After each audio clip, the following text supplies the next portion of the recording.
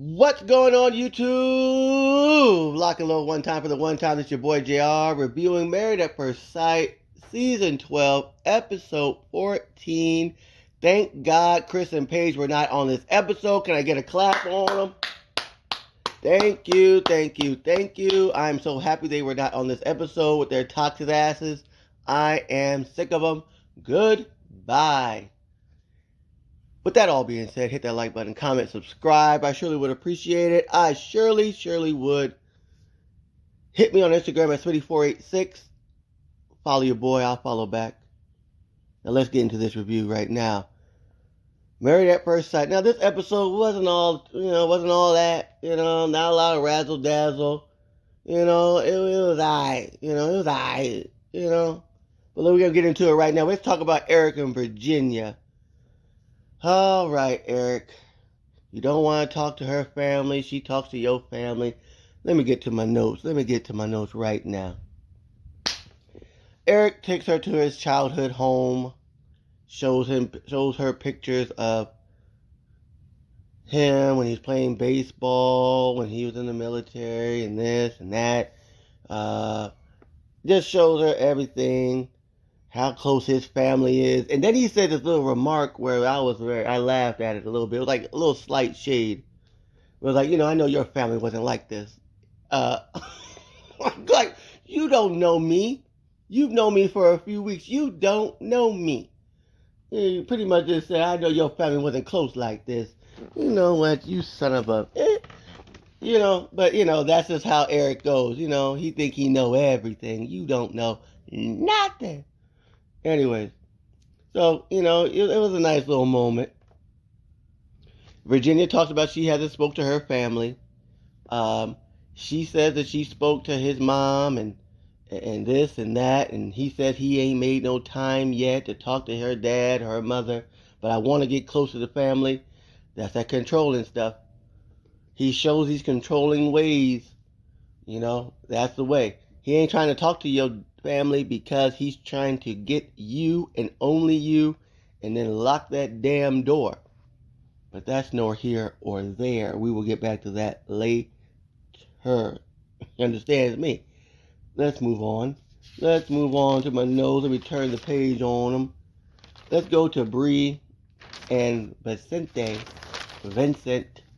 Some people call him Champagne Benny. He's 2 seconds away from snapping and breaking a window. Okay, she goes and takes Vincent dancing. Now, why did she take this man dancing again? I have no idea. After the first time, you knew what happened when you took him dancing the last time. It was a mess, and you did it anyways. And now you're gonna take him back, okay? And now you're over here tap dancing. And then Vincent said, well, show me that $100,000 dance. And she said, okay. And she started to do that tap dance. He said, that ain't going to make a damn thing. That ain't going to make us $50, let alone $100,000. I need to do better than that. Come on. Challenge. Vincent was not convinced from her. But it was a nice little moment. And then Brianna talked about her when she was growing up as a dark-skinned girl. Now we're about to get into colorism. So we're about to get a little serious for a moment. Just give me a second. One moment. Hold on. All right. So she talked about her being a dark-skinned girl. She didn't feel like she was pretty. Didn't feel like she was good enough. She didn't feel like she was, up to par with all the rest of the girls, which I really hate. It's a colorism thing in the black community where dark-skinned girls and light-skinned girls, when you're not lighter is better and darker is worse. It's such BS.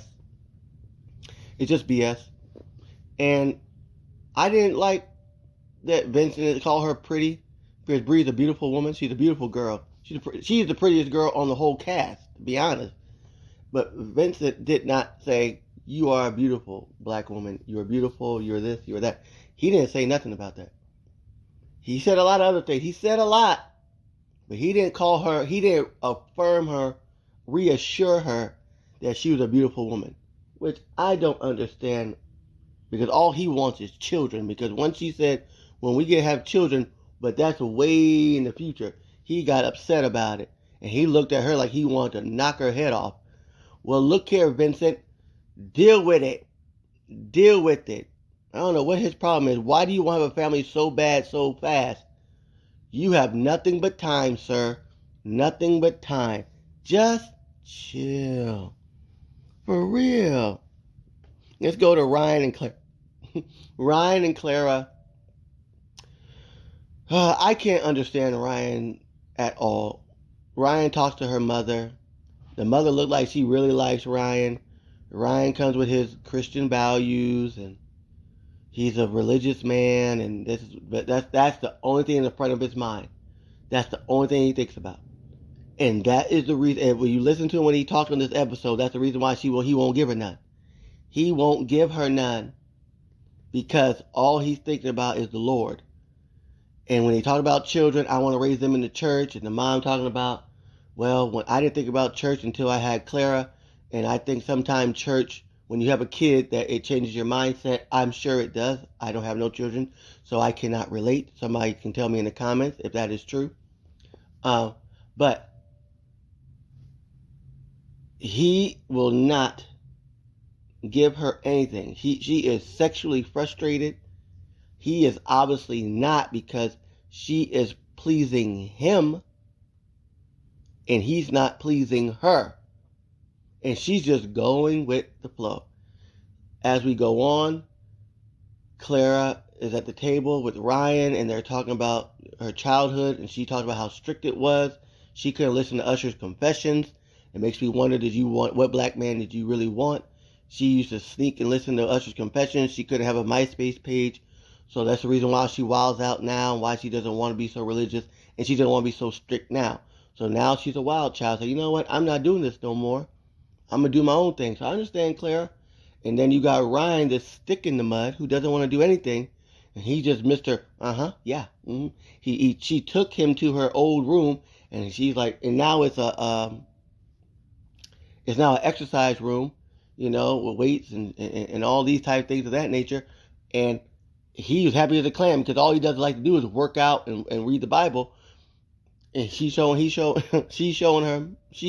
him her closet, and he's and just like he always does, yeah, sure, yeah, all these one word, yeah, cool, yeah.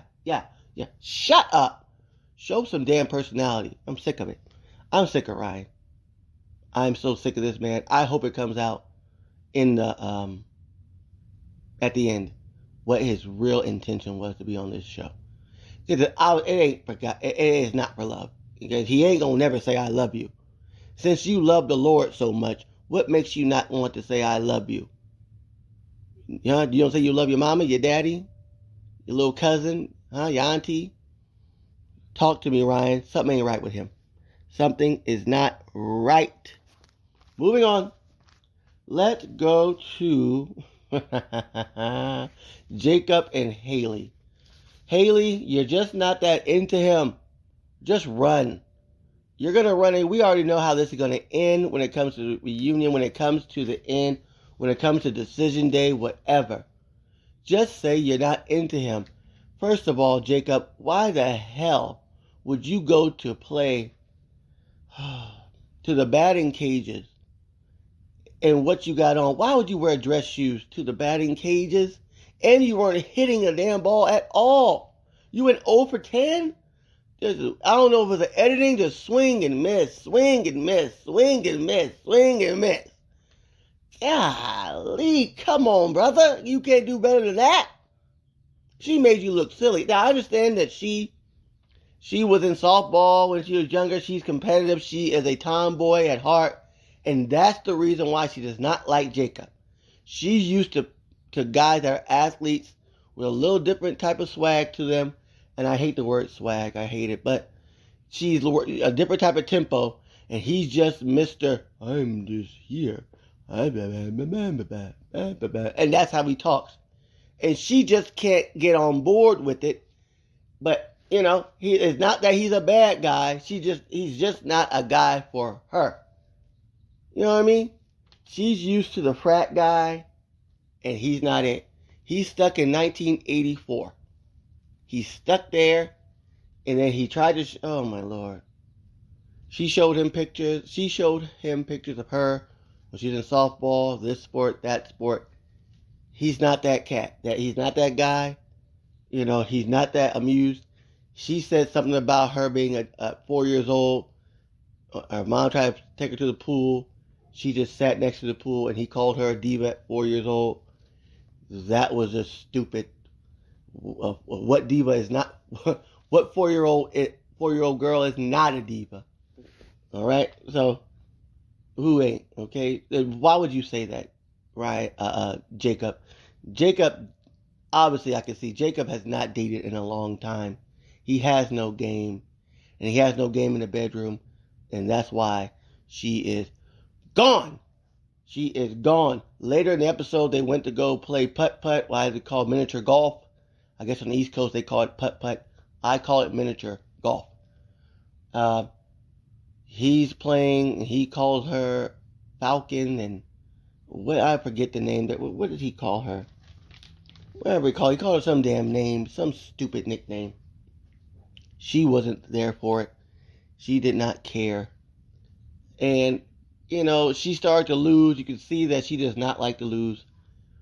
He was in his own element. He showed her pictures of him at a corporate event and what he had on playing golf. He at IT and all this.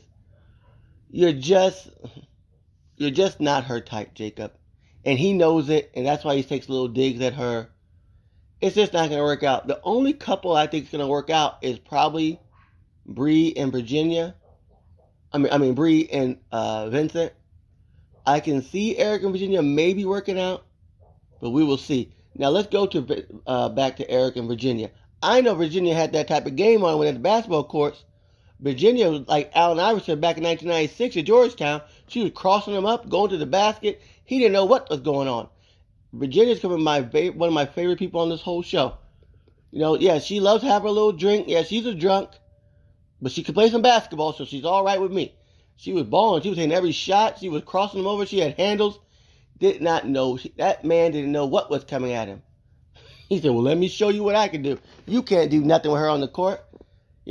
She showed him pictures of her when she was in school, playing ball. Talked about her, her parents weren't there on her senior night, which is terrible. Her parents weren't there for her. Virginia's been through a lot, and when people go through a lot, there's a reason why they damn drink. And I know a lot of people joke about her drinking and stuff.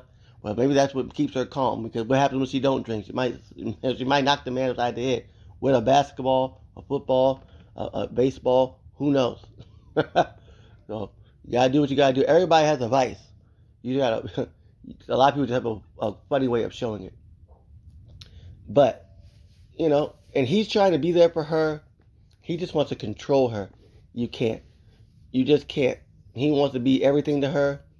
He wants to be everything. She's like, no. Nope. No. If I want you, I want you. I don't need you. I said, I know that's right, Virginia. I don't need you. I don't need you. I want you, but I don't need you.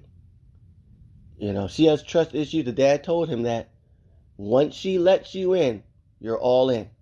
So what Eric needs to do is just take a step back, player. Take a step back. You know what I mean? This episode was crazy to me.